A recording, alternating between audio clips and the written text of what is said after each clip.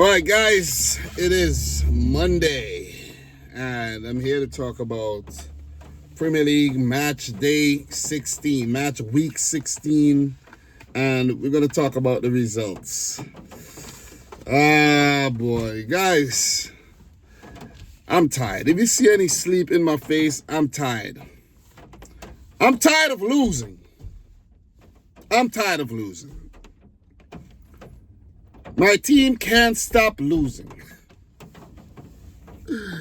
Unprecedented stuff, man. Unprecedented stuff. But it is what the people love to see, you know what I'm saying? It is what the people love to see. The people are now entertained thoroughly because Manchester City are falling. Falling big time. People love to see a downfall. That is what everybody wants to see. The charges, the slump. People just love to see it. It's left to be seen what will happen, but there are signs, and it's not good signs. Not good signs. We need some inspiration. But with that being said, guys, look, let me just give you somewhat of a disclaimer.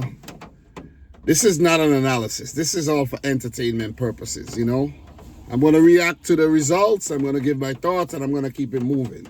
If I miss a few details, I miss a few details. This is not an analysis. Let me repeat. This is not I don't do analysis anymore. It's all for entertainment purposes. The sport is for entertainment purposes. And why should I be super serious, stress myself out, and try to analyze what's going on when sometimes you really can't make sense of what's going on? You get what I'm saying? So we're going to take things lightly. Let's talk. Bournemouth 1, West Ham 1. My prediction was a 3-1 win for Bournemouth. And they were good. They were really good in the game. From the highlights, they were good. We checked the stats. 29 shots at goal, 9 on target. They had 52% of the ball compared to West Ham 16, 3 on target, 48% of the ball. Bournemouth dominated that game, and if it wasn't for Fabianski making some really good saves, could have ended differently. But West Ham took the lead. Lucas Paqueta, penalty in the 87th minute. There was a handball. I think Tyler Adams. And Ines Unial put home an equalizer in the 90th minute. So, yeah, good point. Good point for both teams, and I think West Ham would actually be mad that they couldn't hold on to all three because they need the points. Bournemouth's been better this season than West Ham, and Lopetegui and his team could have, do well with that boost of confidence. But still, it's a good result because Bournemouth, they've been really, really solid this season. So 1-1. Home draw for Bournemouth, away draw for West Ham. And with that, I'm not going to go deeper into the match or anything. Bournemouth are 6, 25 points. They'll be in the Premier League next season for sure. And West Ham are 14th with 19 points. Not bad at all. Not bad, More points than matches played. So that is a positive. So with that being said, we are going to keep it moving. We're going to keep, talking about these matches. So let's go. Southampton 0, Tottenham 5. I actually predicted Southampton to defeat Tottenham, but it didn't go down like that. James Maddison in the first minute, Heung-min Son in the 12th, Kulusevski in the 14th, Papsar in the 25th. Tottenham were out the blocks faster than Usain Bolt. James Maddison in 45th minute, first half extra time. The second half was quite dull. Didn't watch it. No goals were scored. I watched the first half, didn't watch the second half. I guess Southampton came out and saved face in the second half. But you know who couldn't save anything? Russell Martin, because he lost his job. He lost his job. And I think he deserves to lose his job because this has been a terrible start to the season for both Russell Martin and Southampton. So Southampton sacked manager Russell Martin after Tottenham defeat. Southampton have sacked manager Russell Martin following the Sunday's defeat by Tottenham Hotspur, which left them 9 points adrift from safety at the bottom of the Premier League table. The 38-year-old, 38, guys, I'm 38. I'm just saying, I'm 38. Look at me, look at Russell Martin. Russell Martin looks like he might be 48, but come to think about it, man, being 38 years old and managing a Premier League team is a hell of a job. You see what I'm saying? Like, I'm 38. And I don't know if I want that responsibility. Seriously. I should actually be playing football still at the twilight, being the twilight of my career, still playing, not managing a team and stressing my ass out. You see? So, yeah. So, Russell Martin, who secured Southampton's promotion, well, kudos to him for that. Round of applause, what I mean? Tap, tap, tap in hindsight. He only managed one league win in their opening 16 matches. Yeah, you deserve to get sacked. Probably should have got sacked already. But, yeah, this is the weekend of sacking because you have another sacking to talk about. So, yeah, Martin's final game in charge saw supporters at St. Mary's chant for his exit from the stands and also leave insignificant numbers in the first half that included 4 goals conceded in the first 25 minutes as they were beaten 5-0 by Spurs. The under-21s manager Simon Rusk has been placed in interim charge. Yeah. Maybe they need to bring back Ralph Hasenhüttl because, I don't know, man. That man, he hung on to his job by a thread until they finally sacked him and Southampton got relegated. What's Ralph Hasenhüttl up to these days? Let me see. Ralph Hasenhüttl. Ralph Hasenhüttl is currently, let me see. Well, right now, who is he in charge of? I don't know, to be honest. I really don't know. But I'm trying to find out, though. I'm trying to find out. So, right now, Ralph Hasenhüttl is in charge of Wolfsburg. And he took charge of Wolfsburg this year. And it's been his first job after being sacked as Southampton's manager, being in charge of the Saints for 4 years, 2018 to 2022. He did good, man. He did good. I remember when he was at Leipzig. He did really good at Leipzig, too. So, Hasenhüttl gets on to greener pastures. So, with that being said, guys, Spurs, they proved me wrong. They've been going through somewhat of a slump, drawing the Europa League game against Rangers. And, before that, there were just some weird results, games that they should win, they're not winning. So, I guess, Ange Postecoglou definitely needed that boost because who knows, maybe they want to sack him too because the performances have been very, very lackluster if you ask me. So just to go back on par with where I was at in terms of the Premier League, Southampton 0, Tottenham 5 in this game. I'm not going to do this for every game, but Spurs 18 shots, 9 on target. Southampton did have 9 shots, 3 on target. So they did pull things back a bit in the second half, but did not take their chances. Few chances that they had. But they were long, shut out the game in 25 minutes. But kudos to Spurs, man. They needed that win, and they picked up a win. They're 10th in the league, 23 points. That is not bad at all, man. Pardon me there with the lights, but the timer went out. That was not bad. That was definitely not bad, Not bad. I think I took too long. I'm 9 minutes in. Come on, Dom. Come on. I need to, get this thing moving. I'm talking too much. I am talking too much. But Spurs, 23 points after 10 games. Put that in perspective. City are only 4 points ahead of Spurs. Just put that in perspective. You know what I'm saying? They got catching up to do in terms of getting in the European spots, but still, it is not, super bad. You know what I mean? They got 7 wins, 7 losses, 2 draws. They haven't lost more than 50% of their games. So they could still, salvage their season and finish in a respectable position. They can still do that. So with that being said, guys, Southampton are at the bottom of the table. 1 win, 5 points after 16 matches. Manager sacked. Let's see if we see any improvement from here on. So let's run through some of the next fixtures, guys. Let me see.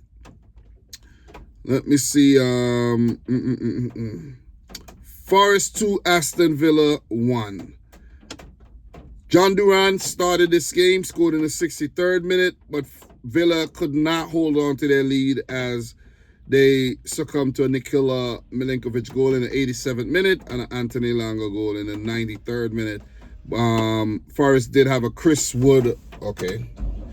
Forest did have a Chris Wood goal disallowed as well, so that was a nice late surge by Forest as they continue. What the fuck, man?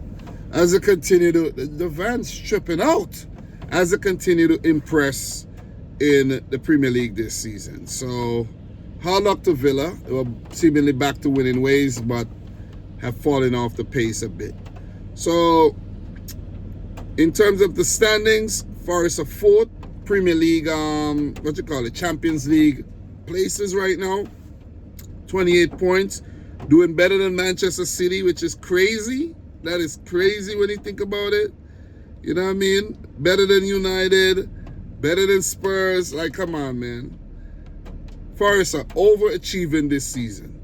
So 28 points, they're 4th, and Villa are 7th with 25 points. Not bad still, but they definitely fell away. And imagine if Villa did not go through that slump they just went through. They would have probably been, up there with Chelsea and Liverpool.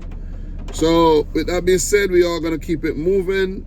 More interesting things to come this season from Forest for sure. Chelsea 2, Brentford 1, and Chelsea with a red card late in that game. I watched the highlights, did not see the red card, don't know what happened, to be honest. If I check the timeline of this game, let me see why Cucurella did get sent off. But Cucurella in the 43rd, scoring his first Chelsea goal, I think. I think that's his first ever goal for Chelsea. Nicholas Jackson with a good finish in the 80th. Chelsea should have scored more goals too. And Brian Mbeumo with a goal in the 98th minute to finish the game, set up an uncomfortable finish for Chelsea. So for Cucurella, let me see what happened. Second yellow. He was involved in a post-whistle scuffle and comment. So he got a red card after the fact that, the match finished. So, yeah. He would miss the next game. So, good stuff from Chelsea, though. Let me say, man, I don't want to be too long-winded or anything, but Chelsea, they've really impressed this season. They figured things out. They got Maresca in charge, and they're able to put together their best possible 11, rest key players during the European matches, and just be able to, preserve their form in the Premier League and in the Europa Conference League, because it's like Chelsea, I don't know what to say. I don't have anything bad to say about Chelsea right now. All I have to say is Chelsea are looking more and more like Premier League contenders. I mean, serious contenders this season. More and more by the week. And I could go as far as to say right now that Chelsea are looking a lot better. And I know Liverpool fans may say, oh yeah, damn, whatever, but Chelsea are looking more favorites to win this thing if they continue playing the way they're playing than Liverpool, because they're not dropping points. I think this is like 5 wins on the trot for Chelsea. 5 wins on the trot. 5 wins on the bounce. Liverpool have 2 draws on the bounce. And with those wins, Chelsea at 34 points after 16 matches. I know Liverpool do have a game in hand. And if they win their game in hand, they would have a 5-point gap between themselves and Chelsea. But that's just a 5-point gap. You see what I'm saying? That's only a 5-point gap. And the game between Liverpool and Chelsea now becomes super important. Let me see. Liverpool played Chelsea already this season? What was that result? Let me see. Can't remember. Liverpool did win Chelsea. They did win 2-1. So the next game would be crazy important. But I like what I'm seeing from Chelsea though. Madueke, Cole Palmer, Enzo Fernandez, Moises Caicedo, Nicholas Jackson. These guys have been solid, man. Romeo Lavia, whenever he's playing, you know, the defense, whenever they chop and change because of injury, they've still been solid. And Robert Sanchez, you know, even though he has not been overly impressive, he's still doing a great job between the sticks. So give it up to Enzo Maresca, give it up to the Blues. They've been phenomenal this season, man. And yet another win over a team that they have failed to defeat across their last 5 games. My prediction, I did chicken out and say Chelsea would draw the match. I was kind of going for a Chelsea win, I think, before. Guys, I'm not lying. Look. Chelsea Brentford right there. I was going to put, I think, 3. Like a 3-1 or something, and I scratched it out and put 2-2. So, yeah, good win. As for Brentford, they're 11th, 23 points. Not bad. They're doing really, really good in the league so far this season. So, guys, we are going to keep it moving, man. We're not going to linger too much. Still got a lot more to talk about. So, not going to, you know, dawdle on these games. So, yeah, I want to go in and hang out with my wife. So, yeah, let's keep it moving, man. Let me see. Brighton 1, Crystal Palace 3. My prediction for this game was a 2-2 draw. Not very good predictions for match week 16, I must say. I did get a few right, but I got a lot of them wrong.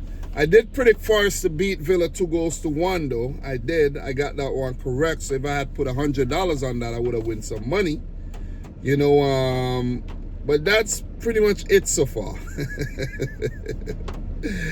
Oh, man. So, Brighton Crystal Palace. In this game, Trevor Chalobah in the 27th, Ismail Assar in the 33rd, and Ismail Assar in the 82nd, Mark Guehi's own goal in the 87th. So, Palace were definitely, you know, solid in this game, despite having only 34% of the ball. They were clinical, and Brighton weren't. Brighton created a lot of chances, 17 shots at goal, 5 on target, but still couldn't beat Dean Henderson in goal, who was magnificent. And you could see from the way he celebrated at the end of that game.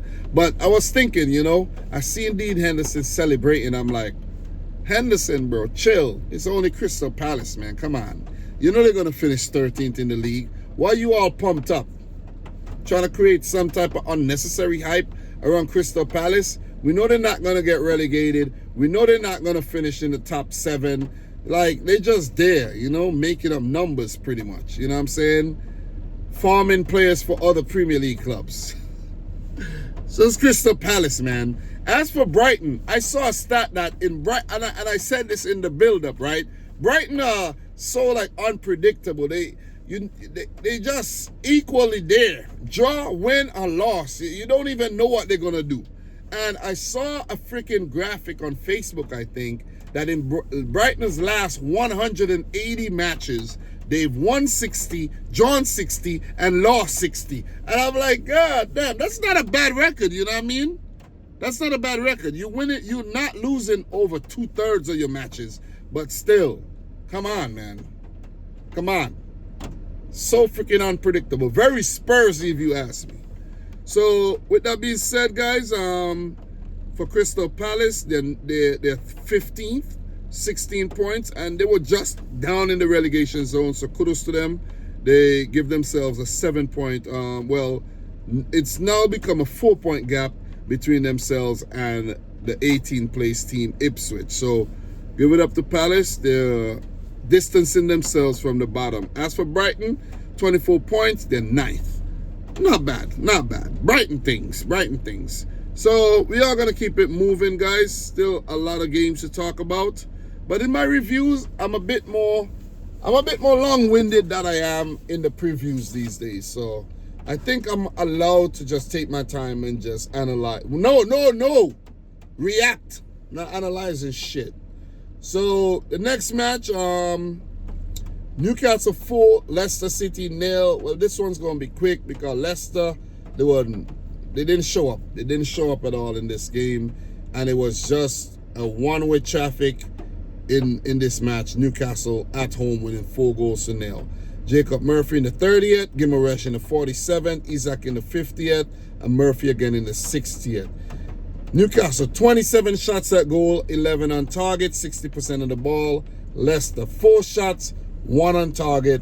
They were completely obliterated, outplayed. It was men against boys on the day. I need some water.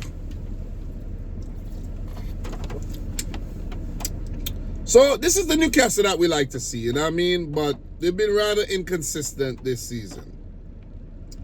So with that being said, guys, standings, Newcastle United, they're 12th, 23 points. Very close, you know what I mean? Very close. 12, 23 points. God damn. 15th only got 16 points. For Leicester, they're 17, just outside the relegation zone on 14 points. So they need to, be a bit more consistent if they want to stay in the Premier League. Because Ipswich are coming, man. Ipswich are coming. And with that being said, for the Newcastle game, I did predict a 1-1 draw for them against Leicester. I was, putting faith in Leicester continuing their good form on the Ruud van Nistelrooy. So, Ipswich, give it up to Ipswich, man. Defeating Wolverhampton Wanderers 2-1 late in extra time there. So, Matt Dougherty own goal in the 15th minute. Matheus Cunha with the equalizer in the 72nd. I think his name is Jake Taylor. He scored. I think he came off the bench. He scored in the 94th minute. And Right Nori got sent off in the 95th. That probably some after the whistle stuff, I think. So, story here, Matheus Cunha could face FA punishment after altercation with Ipswich staff. Didn't watch the game. Ryan Nori was involved as well. And it's been a freaking meltdown by Wolverhampton Wanderers. And I'm talking about a meltdown, man. They have been a staple of the Premier League ever since they got promoted back in, I think it might have been the 2017-18 season, if I'm not mistaken. I might have been the 28, maybe it's a 20, let me tell you guys exactly when. I think it's the 2017-18 season. I think that's when they came in the league. So no, the 2018-19 season. 2018-19 season, we saw a resurge of Wolverhampton Wanderers under Nuno Espirito Santo, finishing 7th. These guys were formidable, I'm telling you. They were good. I'm telling you, they used to pick off Manchester City like nothing. They were good. But they've long since fell off. Nuno left the club. He parted ways, by mutual consent. I don't think he liked what was going on.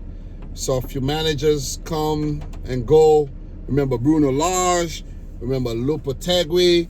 And, Gary O'Neill was put in charge, and it looked too bad at first, and then the wheels fell off. Gary O'Neill has now been sacked by Wolverhampton Wanderers. And let me actually see if I could find an article here. So let me see. Let me see. Let me see if I find an article here. Okay. So Wolves unity crumbles as Ipswich Town deepens crisis. Yeah, they oh man, it's been terrible for Wolves, man. The whole Lamina thing in the last game, yeah. Some of these articles are old, but I found one, ESPN. So let me read. Come on, load, hurry up and load. Wolves sacked boss Gary O'Neill amid dismal Premier League form. So Wolves have sacked manager Gary O'Neill following their last gaffes 2-1 defeat to Ipswich Town in the Premier League on Saturday. It marked their 4th league defeat in a row following a 4-2 loss to Bournemouth, a devastating 4-0 defeat against Everton, a 2-1 loss against West Ham, and now this 2-1 loss to Ipswich Town, a team that they would have probably fancied themselves beaten. So they're 19th in the Premier League table, ahead of Southampton by 4 points, though the South Coast team have a game in hand. So, but Southampton, we know, I think lost that game, if I'm not mistaken. So, yeah. So, sources have told ESPN that the club are in talks with Portuguese coach Vitor Pereira over replacing O'Neill. Pereira is in charge of Al Shabab in the Saudi Pro League and have previously coached at Porto and Fenerbahce among teams. Pereira, why would you leave the Saudi Pro League where you're getting paid to come to the Premier League to struggle and suffer with a disbanded Wolverhampton Wanderers? Please explain. Why would you do that? It's like going to Tottenham Hotspur. You see what I'm saying? It's like a player signing for Spurs.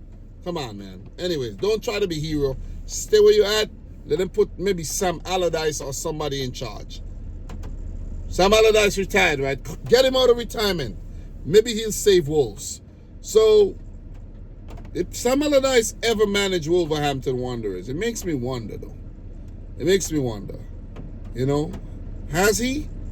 Sam Allardyce. Has he ever managed Wolves? He's currently 70 years old. I think he's retired. Let me see. Sam Allardyce. Call up Big Sam, man. Or does Manchester City need Big Sam? Who needs Big Sam more, Wolves or City? So he has never managed Wolverhampton Wanderers. No is not a bad time for him to do so. Last club he tried his hand with was Leeds United. They got relegated. I think the last 2 clubs Sam Allardyce tried to save got relegated.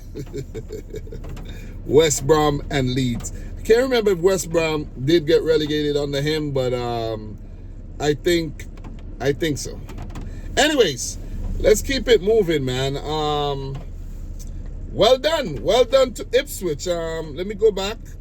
Premier League. Let me go back. I did talk about the goal scorers. But Ipswich, man, they continue to climb up the Premier League table, and you got to give them credit for that. Well, they are currently 18th above Wolves, 12 points. Second win of the season, 6 draws. 2 points behind Leicester outside the relegation zone. 3 points behind Everton. If Ipswich continue to play the way they're playing, they might just barely survive by a hair.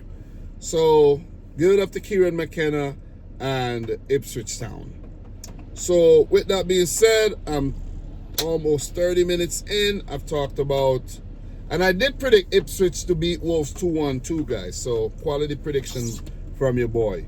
So, Bournemouth, West Ham, Chelsea, Brentford, Southampton, Spurs, Brighton Palace, Forest Villa. Spoke about Newcastle, Leicester, Wolves, Ipswich. And now let's talk about the big boys. Arsenal 0, Everton 0. I predicted a 3-0 win for Arsenal. Guys, I did not watch this game, but I am delighted to report that Arsenal dropped points in this match with a 0-0 draw. Pathetic. Let me say pathetic. But you guys say, damn, if Arsenal are pathetic, what City? What is Man City right now? Embarrassing. Embarrassing. See what I'm saying? Even more pathetic. Gotta keep it real, man. So, guys, that's the stats. Arsenal, 13 shots at goal, 5 on target. They had 77% of the ball. Give it up to Everton, who were nowhere near, attacking in this match. 2 shots at goal, none on target. They only had 23% of the ball. That is absolutely nuts, if you ask me, man. God damn. Oh, man. 39 clearances in this game. 5 saves from the goalkeeper. 7 interception. 5 blocks. Let's give it up to the Everton defense, man. Jesus Christ. The real heroes of this match. The Everton defense. And now they don't want to give me the lineup of this game. So, James Stokowski, who else? Jared Brantwaite. Did he play in this game? Why am I not getting the 11 here? The game was just played on the weekend and I can't access the 11 here. I don't know what is going on, man, with this Google thing right now. They're bugging. But, yeah, Jordan Pickford, man, he was brilliant. He was brilliant in this game. Give it up to Pickford. I wish my goalkeepers at Man City would pull off saves like Pickford. Anyways, Pickford to Man City this winter. Let's sign him up. Let's sign him up, man. We need a better shot stopper and goal right about now. We need some inspiration. Because right now, Pep don't know what he's doing. And I'm going to talk about that a bit pretty soon. But Arsenal, man, they've dropped the ball. They've really dropped the ball. They've just been drawing and losing. And like Arsenal drawn their last 2 games. So far this season, they've lost twice and they've drawn 6 times. That is not Premier League title form. That is not Premier League title form, man. 30 points after 16 matches. Listen, it's not terrible, but it is not title contender form, in my opinion. Too many draws, and they've already lost twice. I know City have lost 3 times and drawn 8 games so far this. Wait. 5 losses. What am I talking about? Damn, I'm rattled.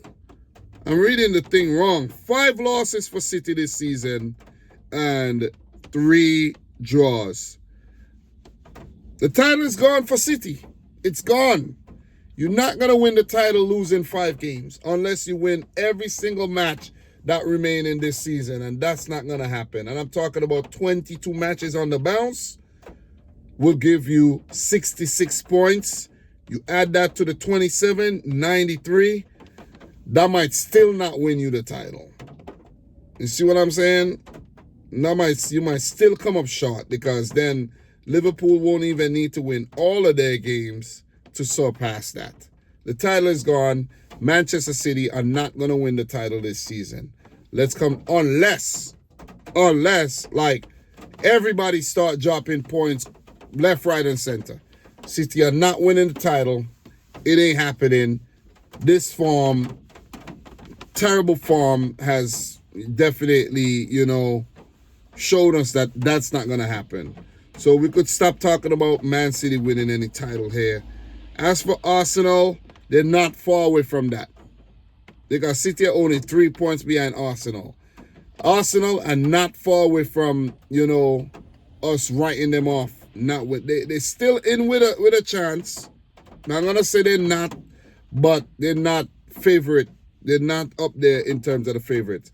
For me, it's Chelsea it's a Chelsea and a Liverpool race right now. And Liverpool, man, they had it, man. They had a sweet lead, but they themselves dropped 4 points in their last 2 games. It ain't looking good. You see what I'm saying? Only 1 loss, but 3 draws, and 2 of those draws came in their last 2 games. Chelsea, 5 wins on the bounce. Most informed team in the league right now. They're looking the best. They're the best team in the league right now. on form. Give it up to the Blues. You know who Blues I want to give some credit to? Everton. And Everton right now, they're 16th. They got 15 points. Only 3 wins this season. But they do have 6 draws, 6 losses. But still being 15th, 16th right now, 15 points. Is not far away from the relegation zone. But they're picking up some quality results. You see what I mean? In their last 5 games, they've only lost once. That is better than City, with 3 losses in their last 5. So give it up to the Toffees, man. So with that being said, we still have 2 more games to talk about. And let's talk about the Manchester derby. Man City won, and I'm not going to be too long-winded either, because I want to wrap this up in the next 10 minutes or so. But Vardiel in the 36th, and look, man. 2 minutes to go. 2 minutes. Well, more than 2 minutes. But the goal, Bruno Fernandes in the 88th minute from the penalty spot. We had this. We had this game. It was a nothing game, but we had this game. We scored the goal. United were very, let me find the right word. Impotent in this match.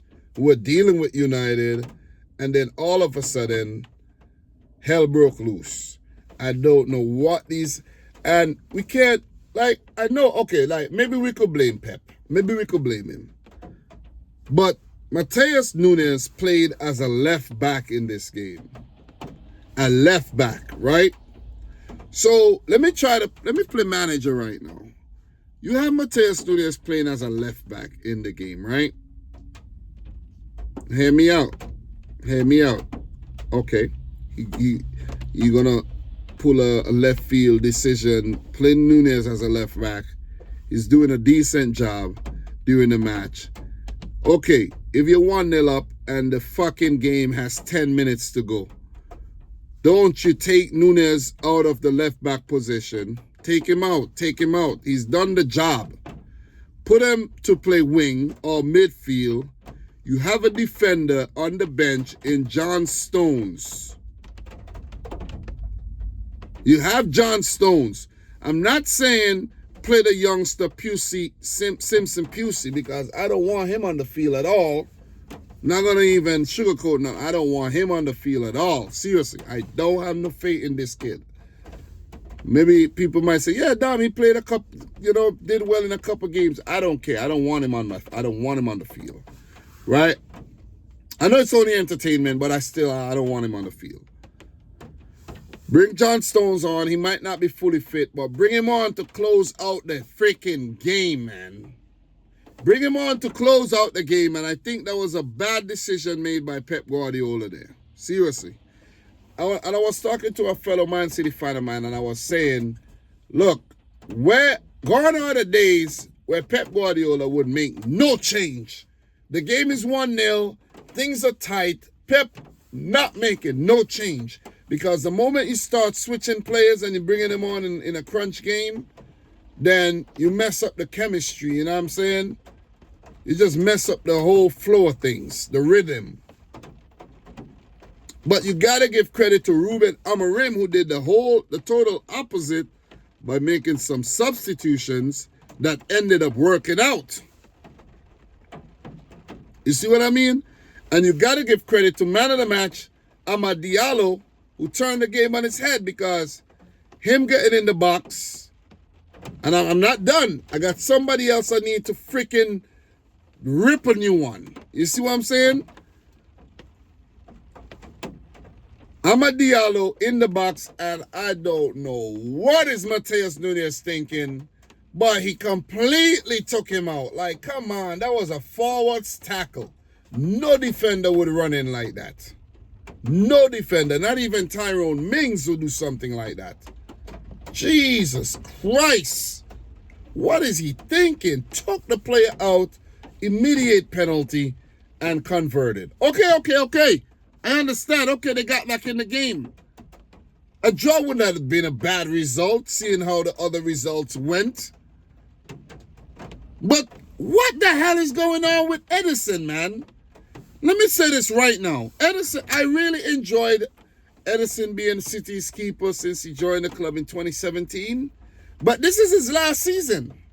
This is his last season, man. He's made some good saves. I'm not going to say he's done well being a ball-playing goalkeeper and everything, but there's more ball-playing goalkeepers out there, and we're gonna sign another one. This is it for Edison. His last season, he's been fucking terrible. He's been atrocious. Atrocious. He can't save nothing to save his life. You see what I'm saying? He concedes the easiest goals. I watched some other Premier League games and I'm watching some highlights, and these goalkeepers are pulling off some spectacular saves. The amount of clean sheets that they got. Listen, I'm not making this shit up. I'm not making this shit up. If you check the standings, bam. Let's check the Premier League standings, right? Bam, Premier League standings. Stats in terms of the clean sheets. Clean sheets, where they at, man? Man, I'm not even going to go into that. Edison, how many clean sheets he got this season?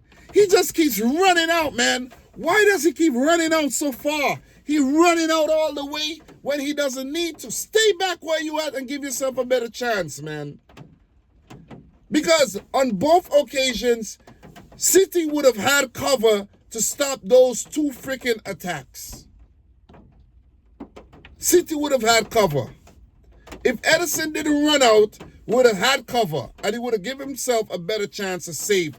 And the other thing is, Pep Guardiola, what are you thinking, man? What are you thinking putting Edison back in goal? I know he's your number one, but look, you made a change. You were going through a slump. You were losing, drawing, losing. You made the change. Ortega in goal, right? Ortega in goal. I think Ortega came in for the, let me see. Let me just make sure I'm getting this thing right. Ortega came in for the I think it was the win that we picked up against Forest. And then he played in the Champions League game where we dropped points to Feyenoord. And then the draw to Crystal Palace. Yeah, that was Palace, right? The draw to Palace. Ortega was in goal. Let me just make sure I'm getting this thing right, okay? So the last match there, yeah, Ortega was in goal. Let me just make sure. Ortega was in goal, I think, for the Crystal Palace game. My thing's not working right now. So you go 3 games and not lose with Ortega in goal, right? 3 games, not lose with Ortega. And then you fucking go back to Edison against Juventus, lost the game, go back to Edison against United and lose the game. What is that telling you? What is that telling you? Come on. Put Ortega back in the goal. You should have never took him out, because I thought, like, okay, we are back. Even though it's 1 win out of 3 games, 2 draws, we still ain't losing. You see what I mean? We're back. Let's keep this thing going. You're going to put Edison back in goal. Listen, man, I don't even want to talk about this game no more. But give credit to United. They fought back. They won the game. And they deserves the plaudits. Seriously. Seriously. Kudos to them, man. They needed it. They really needed the win. They're still 13th with 22 points, but they need the win. City are 5th in a Europa League spot. We might be in the Europa League next season. Or who knows? Who knows where we'll be? And we got 27 points. Listen, right now, the focus should be on top 4, saving face, getting the team back in form. Maybe we need to sign some new players in January, because what's going on right now, I don't know. Foden not the same. You know, Haaland not getting enough service. The defense has been rubbish. And it's unprecedented stuff, uncharacteristic stuff by Manchester City. Poor game management. Pep Guardiola rattled. Don't know what's going on, man. And whatever.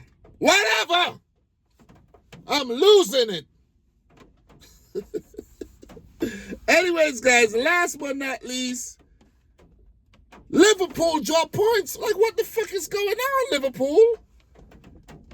Like, you're in a great position to keep winning these matches, and you're dropping points. Like, what is going on here? Seriously. You had the reprieve against Everton. Yeah, the game didn't play. The match before that, you dropped points. You dropped points the game before that. And now you're dropping points again to a team that you would usually beat? What is going on here? Seriously, what is going on? So Liverpool, they drew to Newcastle. Had the rest match against Everton. They went into the Champions League. But then you can't beat Fulham. Liverpool should have lost that game. So you got to give credit to Liverpool for getting the draw. Coming back into the match after going behind. Give credit to them. They could have gone on to win this game. Give credit to Liverpool. But it's unacceptable. It is unacceptable to have yourself in that position where you're 9 points, you're 30, double figures ahead of the bunch. And you allow Chelsea to close the gap. You're allowing Arsenal to catch up. Forest catching up. You might even allow Manchester City to catch up. Like, come on. This is why Liverpool have only one Premier League title in the Premier League era. This is why. And this is why Liverpool got one Premier League title within the last decade where they were rather brilliant.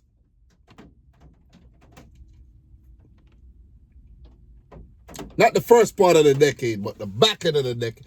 As a matter of fact, for the last decade. What am I talking about for the last decade? Because Liverpool almost won the title on the Brendan Rodgers. This is why they haven't won more titles. One. Liverpool should have had at least 5 titles in the last 10 seasons. 5. The one they won, the one that they didn't win on the Brendan Rodgers, and 3 more on the Klopp. 3 more. The one, how many times Liverpool lost by like 1 or 2 points, right? Bam. I don't even want to go down that road because my phone ain't even working properly right about now. But still, man. But still. You know? But still.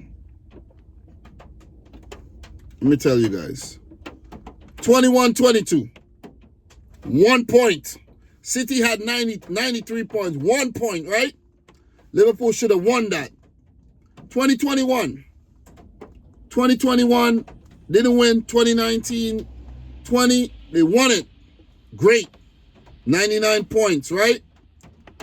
99 points. 2018-19. Should have won that one. Lost by 1 point. Should have won it. Should have won it, man. Without a doubt. Should have won it. Should have won it. No argument. Should have won it. Should have won it. I think that was 13-14 that they didn't win that they should have won. Liverpool should have won clearly at least 4 titles in the last decade. 4. Are we going to see this trend continue where they're going to drop the fucking ball? Because it's looking like it. I'm afraid to say it's looking like it. It's looking like it. But with that being said, Liverpool is still on top of the Premier League table with 36 points after 15 matches, a game in hand. Let's say they're on 39 points. That's still only a 5-point gap between themselves and Chelsea. That is a fragile gap if you ask me. As for Fulham, give it up to them. 24 points, 16 after 16 games. They're 8th. Fulham are going to be in the Premier League next season. They're not a yo-yo club anymore. And you got to give it up to them. So, guys, with that being said, this video is going to be over 50 minutes. Never planned for it to really go that long. But I had a lot to say. I've been sitting in this van for quite a while. I was just chilling before the video. And my wife is probably wondering where the hell is this dude. So, we got some EFL Cup matches coming up. The quarterfinals. Arsenal versus Crystal Palace. I'm going to say Wednesday, Arsenal win. Arsenal win. Newcastle versus Brentford. I'm going to say a Newcastle win. Southampton versus Liverpool. Liverpool should win that game. And Spurs versus United. I'm going to say, oh boy, this one's hard. But Manchester United win this game. So it's going to be United, Liverpool, Newcastle, and Arsenal in the semi-final of the EFL Cup. Manchester City got knocked out in the previous round against Spurs. I think there should be some FA Cup games coming up. Let me see, FA Cup maybe next year. Maybe next year we have FA Cup games. FA Cup games have been playing in the lower rounds, but we have some third round games coming up in January. Early January, we'll see a lot of the Premier League teams in action, like Liverpool taking on Accrington Stanley. Bristol City versus Wolves. You got Leicester versus QPR. Chelsea versus Morecambe. Who are City playing? Who are Man City playing? Salford City. That's, I think, isn't Salford a Manchester club? I think that might be a Manchester derby. I think Salford or Manchester club, if I'm not mistaken. You know? Let me see. Salford City. Salford City. Yep, Manchester derby. Anyways, guys, I'm your boy Dom. Subscribe if you're new, like the video if you haven't yet done so. Let me know if you enjoy this 50-minute marathon of a video, straight off the top, no edits.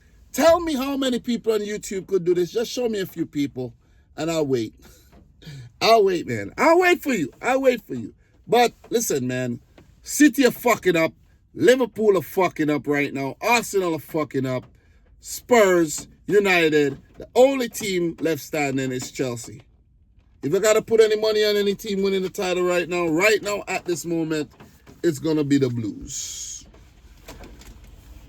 Let me know your thoughts down below. Subscribe if you're new. Like the video if you haven't yet done so. And from your boy Dom, this is Dominic Rich FC. Peace out. Rich Squad. Peace. We talk soon.